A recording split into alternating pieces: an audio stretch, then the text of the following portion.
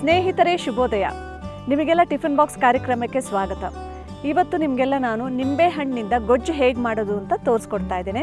ಇದಕ್ಕೆ ಬೇಕಾಗಿರುವಂಥ ಪದಾರ್ಥಗಳು ಬೆಲ್ಲ, ಹುರುಗಡ್ಲೆ, ನಿಂಬೆ ರಸ, ಕಾಯಿ ತುರಿ, ಒಣಮೆಣಸಿನ್ಕಾಯಿ, ಸಾಸಿವೆ, ಉದ್ದಿನಬೇಳೆ, ಕಡಲೆಬೇಳೆ, ಕರಿಬೇವು ಸೊಪ್ಪು, ಉಪ್ಪು ಮತ್ತು ಎಣ್ಣೆ.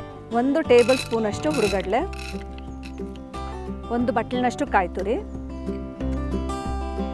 ಒಣಮೆಣಸಿನ್ಕಾಯಿ 6, ಬೆಲ್ಲ, ರುಚಿಗೆ ತಕ್ಕಷ್ಟು ಉಪ್ಪು. ಇದೆಲ್ಲ ನಾವು ಮಿಕ್ಸಿಯಲ್ಲಿ ಪೇಸ್ಟ್ ಮಾಡಬೇಕು. ಗೊಜ್ಜಿಗೆ ರುಬ್ಬಿರೋದು ಸಿದ್ಧವಾಗಿದೆ. ಇವಾಗ ಇದನ್ನು ಕುದಿಸ್ಬೇಕು. ನಾವು ಒಗ್ಗರಣೆ ಕೊಟ್ಬಿಟ್ಟು ಬಿಸಿ ಮಾಡಬೇಕು. 1 ಟೀ ಸ್ಪೂನ್ ಎಣ್ಣೆ ಕಾದ್ಮೇಲೆ ಒಗ್ಗರಣೆ ಸಾಮಾನು, ಅರ್ಧ ಟೀ ಸ್ಪೂನ್ ಸಾಸಿವೆ, ಅರ್ಧ ಟೀ ಸ್ಪೂನ್ ಉದ್ದಿನಬೇಳೆ, ಅರ್ಧ ಟೀ ಸ್ಪೂನ್ ಕಡಲೆಬೇಳೆ, ನಂತರ ಸುವಾಸನೆಗೆ ಕರಿಬೇವು ಹೆಸಳು,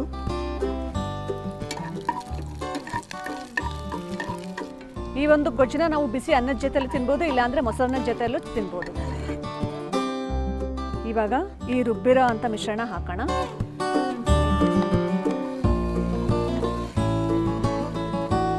ಸ್ವಲ್ಪ ನೀರು ಹಾಕ್ಬೋದು. ಇದು ಬಿಸಿ ಆದಮೇಲೆ ಆಫ್ ಮಾಡಿ ಕೊನೆಯಲ್ಲಿ ನಾವು ನಿಂಬೆ ರಸನ ಹಾಕಬೇಕು. ಮೊದಲೇ ಹಾಕಿಬಿಟ್ರೆ ಕಹಿ ಬಂದ್ಬಿಡುತ್ತೆ.